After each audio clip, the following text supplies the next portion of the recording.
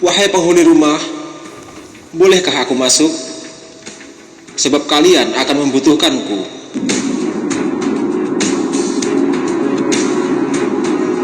Rasulullah Shallallahu Alaihi Wasallam bersabda, tahukah kalian siapa yang memanggil? Kami menjawab, Allah dan Rasulnya yang lebih tahu. Beliau melanjutkan, itu iblis laknatullah bersamanya. Umar bin Khattab berkata, izinkan aku membunuhnya, wahai Rasulullah. Rasulullah Shallallahu Alaihi Wasallam menahannya. Sabar wahai Umar, bukankah kamu tahu bahwa Allah memberinya kesempatan hingga hari kiamat? Lebih baik bukakan pintu untuknya, sebab dia diperintah Allah untuk ini. Pahamilah yang apa hendak ia katakan dan dengarkan baik-baik. Ibnu Abbas radhiyallahu anhu berkata, pintu lalu dibuka, ternyata dia seperti seorang kakek yang cacat satu matanya. Di janggutnya terdapat 7 helai rambut seperti rambut kuda, taringnya terlihat seperti taring babi, bibirnya seperti bibir sapi. Iblis berkata, salam untukmu Muhammad, salam untukmu para hadirin. Rasulullah Shallallahu Alaihi Wasallam menjawab, salam hanya milik Allah Subhanahu wa Ta'ala. Sebagai makhluk terlaknat, apa keperluanmu? Iblis menjawab, wahai Muhammad, aku datang ke sini bukan atas kemauanku, namun karena aku terpaksa. Siapa yang memaksamu? Malaikat dari utusan Allah telah mendatangiku dan berkata, Allah Subhanahu wa Ta'ala memerintahkanmu untuk mendatangi Muhammad. Beritahu Muhammad tentang caramu dalam menggoda manusia. Jawablah dengan jujur semua pertanyaannya.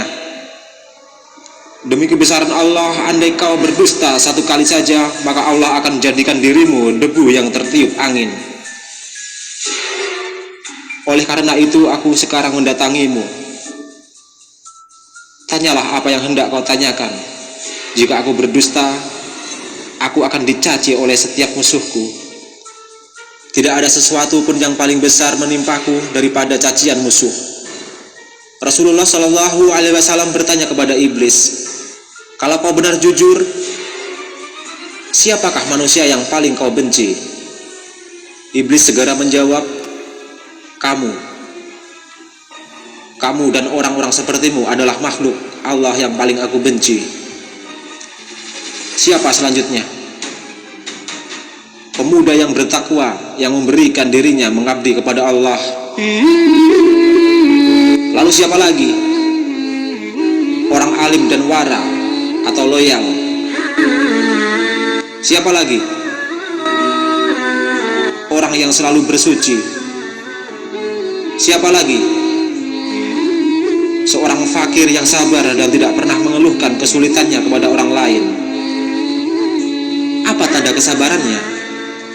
Wahai Muhammad, jika ia tidak mengeluhkan kesulitannya kepada orang lain selama 3 hari, Allah akan memberinya pahala orang-orang yang sabar. Selanjutnya apa? Orang kaya yang bersyukur.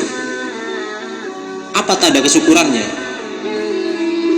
Ia mengambil kekayaannya dari tempatnya dan mengeluarkannya juga dari tempatnya. Orang seperti apa Abu Bakar menurutmu?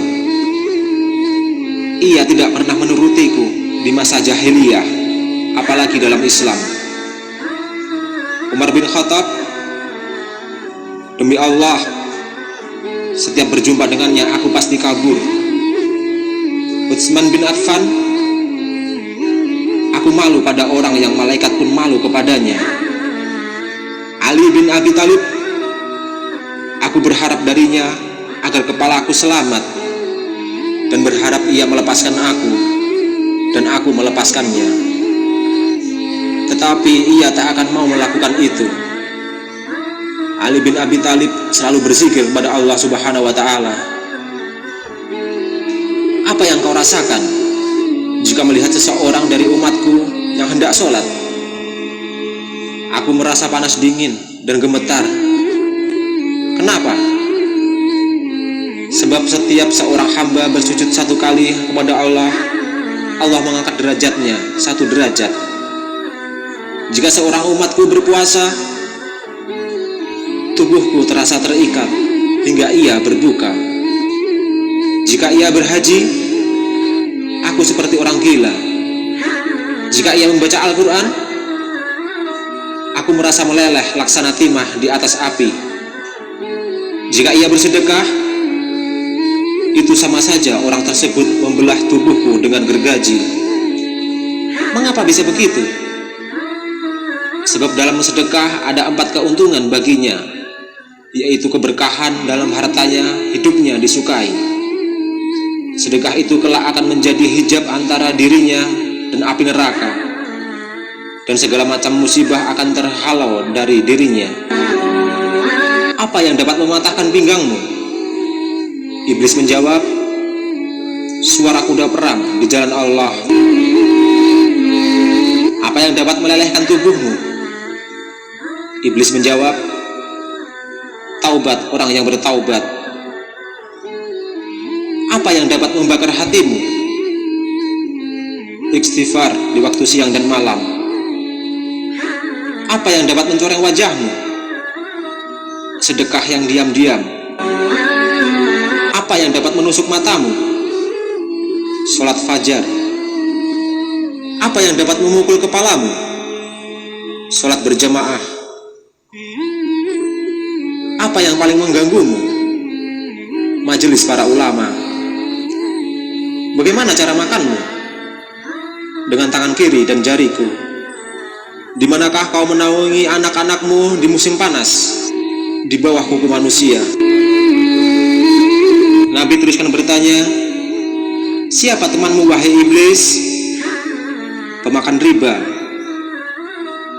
Siapa sahabatmu? Pezina. Siapa teman tidurmu? Pemabuk.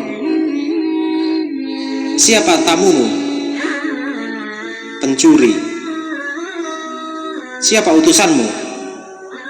Tukang sihir. Apa yang membuatmu gembira?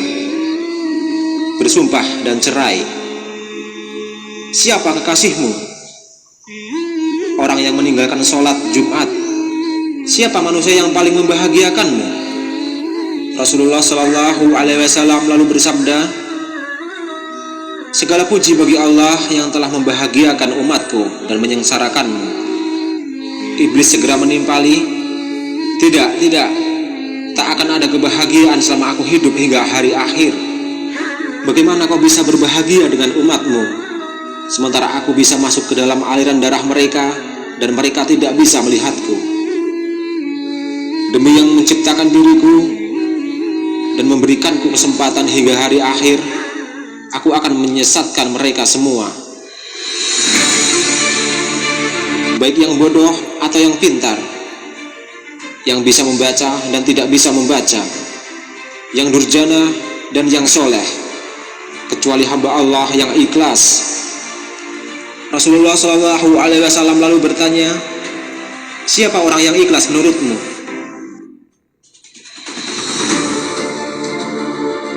Tidakkah kau tahu wahai Muhammad, bahwa barang siapa yang menyukai emas dan perak, ia bukan orang yang ikhlas. Orang yang meninggalkan sholatnya dengan sengaja. Jika kau lihat seseorang yang tidak menyukai dinar dan dirham, tidak suka pujian dan sanjungan, aku bisa pastikan bahwa ia orang yang ikhlas, maka aku meninggalkannya. Selama seorang hamba masih menyukai harta dan sanjungan, dan hatinya selalu terikat dengan kesenangan dunia, ia sangat patuh padaku. Tahukah kamu wahai Muhammad, bahwa aku mempunyai 70.000 anak, dan setiap anak memiliki 70.000 syaitan. Sebagian ada yang aku tugaskan untuk mengganggu ulama, sebagian untuk mengganggu anak-anak muda, sebagian untuk mengganggu orang-orang tua. Sebagian anak-anakku juga aku tugaskan kepada para zahid. Aku punya anak yang suka mengencingi telinga manusia, sehingga ia tidur pada sholat berjamaah. Tanpanya manusia tidak akan mengantuk pada waktu sholat berjamaah. Aku punya anak yang suka menaburkan sesuatu di mata orang yang sedang mendengarkan ceramah ulama, hingga mereka tertidur dan pahalanya terhapus.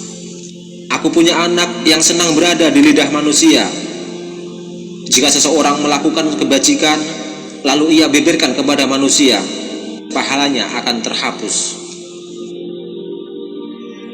Pada setiap seorang wanita yang berjalan, anakku dan setan duduk di pinggulnya dan pahanya, lalu menghiasinya agar setiap orang memandanginya. Setan juga berkata, "Keluarkan tanganmu."